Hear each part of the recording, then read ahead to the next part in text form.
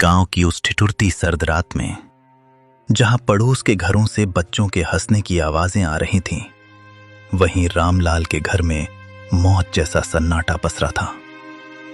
रामलाल, जिसने कभी बड़े बड़े भोज में राजाओं की तरह 56 भोग परोसे थे, आज अपनी ही बहू की जली हुई और सख्त रोटियां निगलने को मजबूर था। किस्मत का खेल देखिए, जिस हाथ ने सबको खिलाया, आज वही हाथ कांप रहे थे। थाली को पैर से जमीन पर घसीटते हुए, लो निगल लो इसे, सारा दिन खटिया तोड़ते हो, कम से कम ये जली रोटियां तो खा ही सकते हो।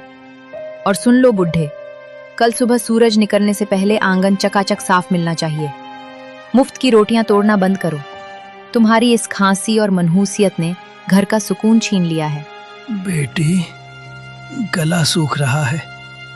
अगर थोड़ा सा गुड़ का टुकड़ा मिल जाता तो ये सूखी रोटी अंदर उतर जाती। गुड़ चाहिए इन्हें? अरे अपनी औकात देखिए। जब से मां गई है, तुम हमारे सिर पर बोझ बन गए हो। सच तो यह है कि तुम्हें भी मां के साथ ही चले जाना चाहिए था। अब यहां हमारे टुकड़ों पर पल रहे हो, और नखरे ऐसे जैसे अभी भी किसी रियासत के रसोइये हों। बेटा, जिस दिन तू पैदा हुआ था, उस दिन मैंने पूरे गांव को घी के लड्डू खिलाए थे।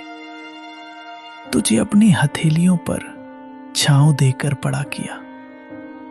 क्या यही दिन देखने के लिए मैंने तुझे काबिल बनाया था? तभी 7 साल का पोता गोलू दौड़ता हुआ आता है और रामलाल के गले लग जाता है।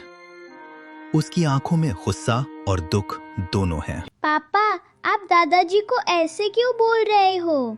जब मुझे डर लगता है तो यही दादाजी मुझे अपनी गोदी में सुलाते हैं। माँ, आपने इन्हें जली हुई रोटी क्यों दी?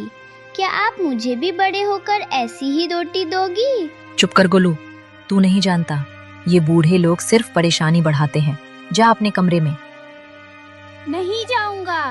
पापा, दादाजी बोझ नहीं है, ये तो हमारे घर का आशीर्वाद है। आप कहते हो ना कि ये आपके टुकड़ों पर पल रहे हैं, पर दादाजी ने तो मुझे बताया था कि ये घर और ये खेत उन्होंने अपनी मेहनत से बनाए हैं। फिर ये आपके टुकड़े कैसे हुए? गोलू, तू छोटा है, बड़ों के बीच मत बोल। रामलाल का दर्द तो फिर भी खुले आसमान के नीचे था, जिसे हवाएं सहला देती थीं। पर नेकी राम की सिसकियां उन 4 दीवारों के पीछे दम तोड़ रही थीं, जिन्हें उसने खुद अपने पसीने से सींचा था। उसका बेटा पवन और बहू शीला ने उसे घर के पीछे एक ऐसे स्टोर रूम में फेंक दिया था, जहां कबाड़ और मकड़ी के जालों के सिवा कुछ न था। उस अंधेरी कोठरी में नेकी राम का वजूद भी उस पुराने सामान जैसा हो गया था, जिसे अब कोई छूना नहीं चाहता।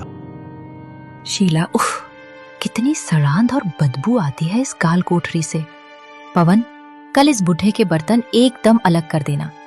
मेरे बच्चों को सख्त हिदायत है कि इनके हाथ का छुआ पानी भी ना पिएं, कहीं कोई बीमारी ना लग जाए। और हाँ, आज इन्हें रात का खाना मत देना, सजा मिलनी चाहिए इन्हें। आज गलती से इन्होंने दीवान खाने के सोफे पर हाथ रख दिया था, सारा सोफा गंदा कर दिया। बेरहमी से कमरे के अंदर झांकते हुए, बिल्कुल सही कह रही हो शीला। पिताजी, आपकी वो पुरानी डायरी और वो टूटा हुआ चश्मा मैंने आज सुबह ही कूड़े के ढेर में फेंक दिया है। अब आपको पढ़ने लिखने की क्या जरूरत? आप बस इस अंधेरे कोने में पड़े रहिए और अपनी मौत का इंतजार कीजिए। हमारी जिंदगी में दखल देना बंद कर दो। बेटा पवन, अपनी जवानी की एक एक पाई जोड़कर मैंने ये आलीशान घर बनाया था, ताकि तू और तेरे बच्चे सुकून से रह सकें। आज उसी घर का एक कोना मुझे नसीब नहीं।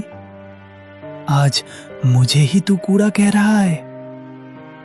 जिस चश्मे से मैं तुझे पढ़ते हुए देखता था, उसे ही फेंक दिया। तभी नेकीराम की 6 साल की पोती पिंकी चुपके से कमरे में दाखिल होती है। उसके हाथ में एक छोटी सी पानी की बोतल और अपनी टिफिन से बची